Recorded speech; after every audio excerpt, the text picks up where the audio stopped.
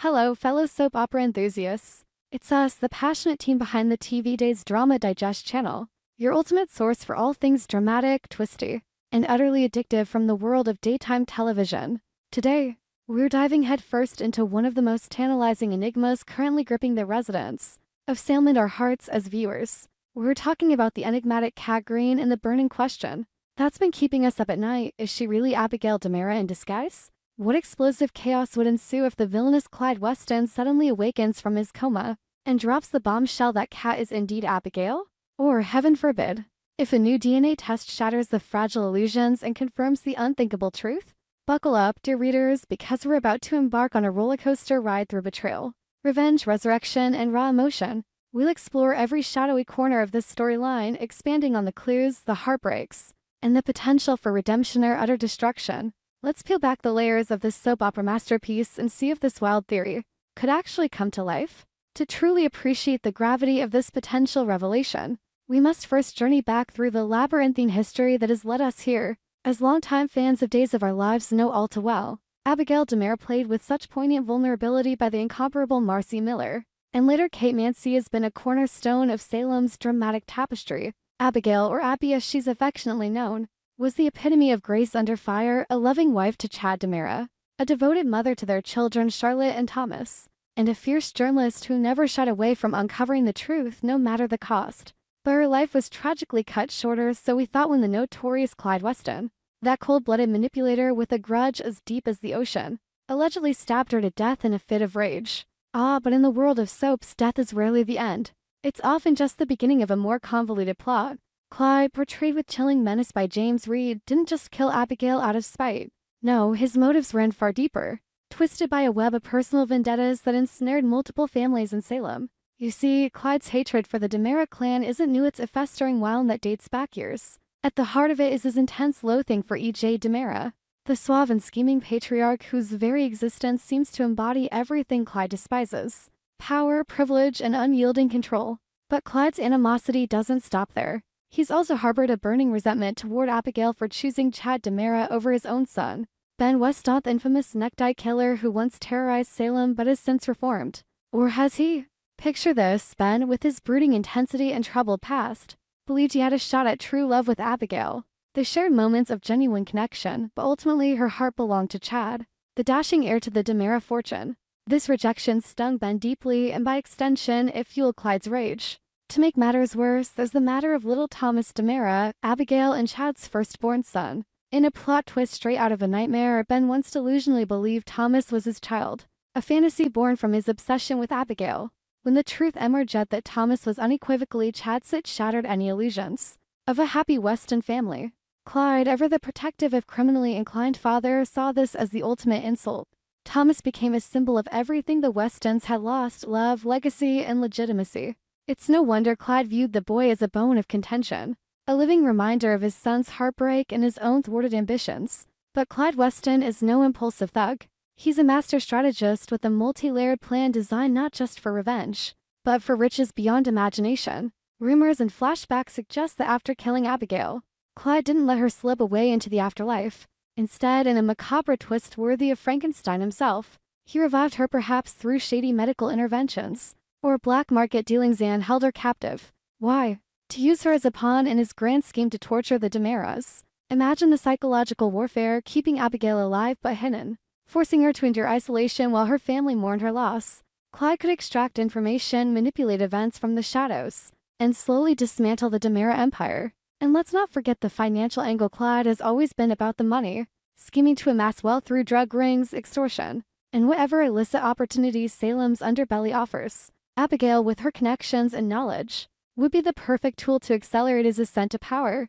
Now enter Cat Green, the mysterious newcomer who's stirred up more drama than a hurricane in Salem. Played with enigmatic allure by Annalyn McCord, Cat arrived on the scene with a backstory shrouded in secrecy, quickly becoming entangled in the lives of the DiMeras and Hortons.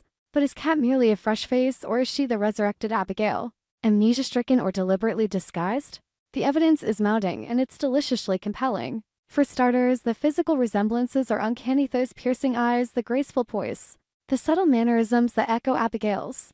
Then there are the cryptic hints, Cat's inexplicable knowledge of intimate details. From Abigail's life, her magnetic pull toward Chad, and her protective instincts toward the children. Could it be that Clyde's revival plot worked all too well, but left Abigail with fragmented memories, forcing her to adopt a new identity? The drama intensifies when we consider the reactions of those closest to Abigail. Take young Thomas DeMera, for instance. This poor child has already endured more trauma than most adults, losing his mother, navigating his father's turbulent relationships, and grappling with the shadows of Salem's villains. Thomas absolutely despises Kat, and who can blame him? From his innocent perspective, Kat is an intruder, a woman who's wormed her way into his father's affections, while pretending her so it seems to fill the void left by his beloved mother.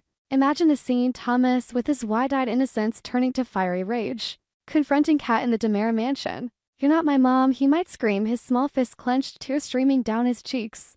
The betrayal would cut deep, especially if it turns out Kat has been masquerading as Abigail in some convoluted scheme. But here's the kicker, Kat's deception wasn't born of malice. She claimed to be Abigail initially to save her own mother. From Clyde's clutches, a desperate act of heroism that backfired spectacularly. Thomas's confusion would reach fever pitch if the truth emerges. How could he reconcile the woman he hates with the mother he mourns? Chad, ever the devoted father, would be torn between his lingering grief for Abigail and his budding feelings for Kat. Picture Chad pacing the dimly lit study, his handsome features etched with torment. "How could I have been so blind?" he'd whisper to himself, replaying every tender moment with Kat. Thomas, overhearing, might lash out, "Dad, how can you even look at her after what she did? She's a liar." The father-son bond, already strained by years of upheaval, could fracture irreparably. Thomas might run away, seeking solace in the arms of his grandparents, or worse, fall into the influence of another schemer lurking in Salem's shadows. And then there's Jennifer Horton, Abigail's fiercely protective mother, portrayed with heartfelt intensity by Melissa Reeves. Jennifer has been through the ringer, losing her daughter, battling her own demons with addiction, and trying to hold her family together amid constant crises. Her hatred for Kat is palpable, a seething undercurrent that's erupted in confrontations laced with venom. Jennifer sees Kat as a fraud, a heartless opportunist exploiting her daughter's memory for personal gain. "You have no right to wear her face, to speak her name." Jennifer might hurl at Kat during a heated showdown in the Horton living room, her voice trembling with righteous fury. The irony is exquisite. Jennifer's unforgiving stance stems from her grief. But if Kat is revealed as Abigail, that same grief would morph into soul-crushing guilt. Envision the moment of truth. Perhaps it's a hospital room where Clyde, emerging from his coma like a phoenix from the ashes, croaks out the revelation with a sinister grin. "She's Abigail, my creation, my weapon." The room would erupt into aghast shouts, accusations flying like daggers. Or maybe it's a clandestine DNA test, orchestrated by a suspicious EJ or a determined Julie Williams, that delivers the irrefutable proof. Jennifer, upon learning the truth, would collapse in a heap of sobs, her world shattering anew. "My baby? How could I have treated you like that? I didn't know. I couldn't see." The reconciliation scene could be one for the ages, mother and daughter embracing amid tears, but laced with the bitterness of lost time and harsh words. Would Jennifer ever forgive herself? Could Abigail know Kat let go of the pain inflicted by her own family's rejection? The emotional fallout would ripple through Salem, affecting alliances, romances, and even the ongoing power struggles. But let's not stop there. The drama could escalate in myriad ways. What if Clyde's awakening isn't just a confession but a trigger for his next phase of revenge? Revived and more vengeful than ever, he might attempt to reclaim his Abigail, kidnapping her once more and forcing a showdown at the docks or in some abandoned warehouse. Chad, heroic as always, would charge into the fray, gun in hand, his love for Abigail reignited. "You won't take her again, Weston," he'd bellow, the tension building to a climactic confrontation. Bullets could fly, alliances shift. Perhaps Ben, torn between loyalty to his father and his reformed life, intervenes in a shocking twist. Alternatively, a new test could come from an unexpected source. Maybe Sarah Horton, with her medical expertise, notices anomalies in Kat's records and pushes for advanced genetic analysis. The results, revealed in a packed courtroom or during a family gathering, would send shockwaves. Thomas, witnessing the proof, might initially rebel, storming out in disbelief. But over time, through tender scenes of reconnection, perhaps Kat, Abigail sharing stories of his infancy, or baking his favorite cookie, a boy could begin to heal. Jennifer's arc would be equally poignant: therapy sessions, heartfelt apologies, and a renewed bond with her daughter, all while grappling with the horror of Clyde's manipulations. Of course, this theory isn't without its skeptics. Some fans argue that Kat is exactly who she claims to be, separate entity with her own tragic past. But the clues are too tantalizing to ignore: the shared mannerisms, the unexplained flashes of memory, The way Kat gravitates toward Abigail's old haunts like the Demera Garden or the Horton Square. And let's not forget the mutilator soap operas thrive on resurrections. We've seen it with Stefano Demera rising from the dead countless times, or Bo Brady's miraculous return. Why not Abigail? It would honor her legacy while injecting fresh drama into the show. As we ponder these possibilities, one thing is clear: if Kat is indeed Abigail, the repercussions would be cataclysmic. Relationships would be tested to their limits, secrets unearthed, and Salem forever changed. Thomas's innocence hangs in the balance, Jennifer's soul searches for redemption, and Chad's heart yearns for closure or reunion. Clyde's shadow looms large, promising more twists in his quest for dominance. So, dear viewers, do you believe Kat is not Kat, but the long-lost Abigail? We're on the edge of our seats, eagerly awaiting the next episode. Stay tuned to Days of Our Lives and keep following TV Days Drama Digest for more in-depth analyses, fan theories, and exclusive insights. What do you think will happen next? Drop your thoughts in the comments below. I'd love to hear your dramatic predictions.